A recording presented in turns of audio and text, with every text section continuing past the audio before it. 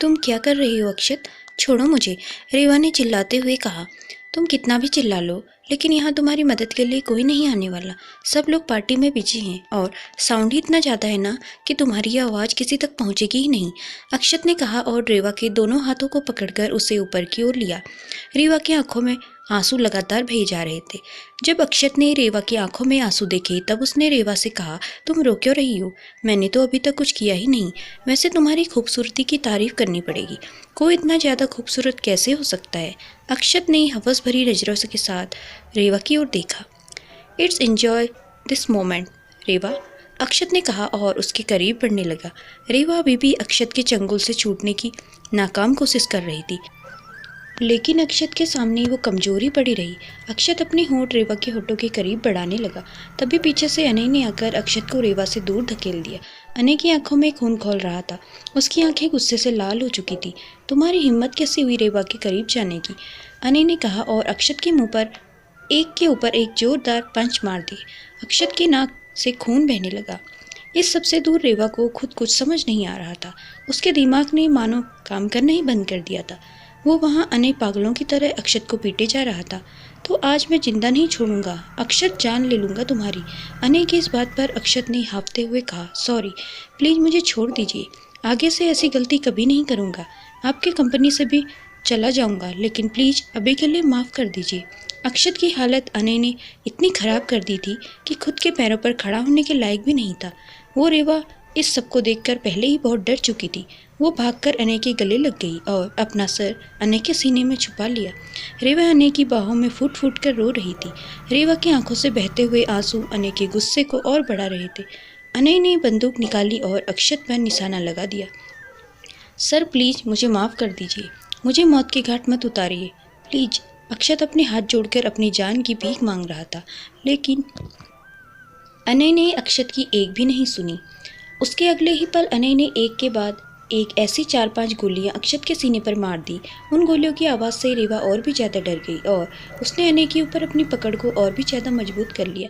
अनय ने रेवा को अपने से दूर किया और उसका चेहरा अपने हाथों में लेते हुए कहा, शांत हो जाओ, देखो मैंने उसे सजा दे दी। रेवा ने एक नज़र जमीन पर पड़े हुए अक्षत की ओर देखा, जिसका शरीर पूरा खून में भीगा हुआ था। तभी अक्षत के पास पड़ा उसका फ़ोन रिंग करने लगा। अनय ने अक्षत का फ़ोन लिया और अपने जेब में रख दिया। अभी तक बंदूक की गोलियों की आवाज़ सभी के कानों तक पहुंच चुकी थी। अनय ने बिना एक भी सेकंड गवाए रेवा को अपनी गोद में उठा लिया और दूसरे गेट से होटल में चला गया। रेवा अभी भी रोई जा रही थी। रेवा के आंसू थमने का नाम ही नहीं ले रहे थे। अनय रेवा को एक रूम में ले गया। उसने सबसे पहले रेवा को बेड पर लिटाया और मैसेज करके अनुश्री और कार्तिक को सब कुछ इन्फॉर्म कर दिया। उसने एक नज़र रेवा की ओर देखा, जो अभी भी रोई जा रही थी।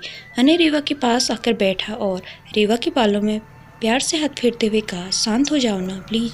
देखो अब तुम बिल्कुल सेफ हो, मेरे पास मेरे साथ हो ना। रेवा ने अपना सिर हाँ में हिलाया और फिर से ज़ोर ज़ोर से रोने लगी। अब रेवा को अपने आप पर ही चिढ़ आ रही थी। रेवा को इस हालत में देखकर अनय को बहुत बुरा लग रहा था। अनय ने बिना कुछ कहे रेवा को अपने सीने से लगा लिया और उसके बाल सहलाने लगा। रेवा को अनय की छुअन से एक अलग सी सुकून मिल रहा था, जिसमें कोई हवस नहीं थी, बल्कि सिर्फ और सिर्फ प्यार और फिक्र थी। थोड़ी देर बाद रेवा शांत हो गई और उसकी वही आंख लग गई। अनय ने रेवा को धीरे से बेड पर लिटाया और उसे कम्बल उड़ा दिया। तभी अक्षत के फ़ोन पर एक मैसेज आता है, जिसे पढ़कर अनय की आंखें खुली की खुली रह जाती हैं। ये कैसे हो सकता है? शायद अब मुझे रेवा को लेकर मेरे घर जाना ही होगा। अगर और कुछ दिन भी रेवा यहीं रुकी ना, तो उसकी जान को खतरा हो सकता है। अच्छा हुआ मैंने अक्षत को मार दिया, वरना ये इन्फॉर्मेशन अगर वो किसी को बता देता तो पता नहीं क्या होता। ये सब कल ही कार्तिक को बताना होगा, अनय ने सोचा और रेवा के बगल में लेट गया। देखते देखते अनय की भी वहीं आंख लग गई। कुछ देर बाद रेवा अचानक से जोर जोर से चिल्लाने लगी, प्लीज़ मुझे छोड़ दो, मुझे जाने दो। अनय, मुझे बचा लीजिए ना प्लीज़, वो मेरे साथ गलत करने की कोशिश कर रहा है। रेवा यही सब बार बार कहे जा रही थी। रेवा को आज हुए हादसे की वजह से नाइटमेयर्स आ रहे थे।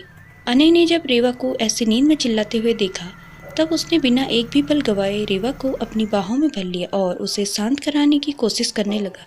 रेवा ने अपनी आंखें खोली और अनय की ओर देखते हुए कहा, आप मुझे छोड़कर मत जाइए अनय, मेरे पास हमेशा, प्लीज़ मुझे खुद से दूर मत कीजिए।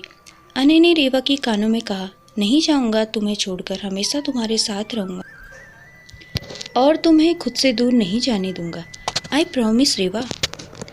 दोस्तों, ये पार्ट आपको कैसा लगा? अगर अच्छा लगा तो प्लीज़ कमेंट के माध्यम से हमें ज़रूर बताइए।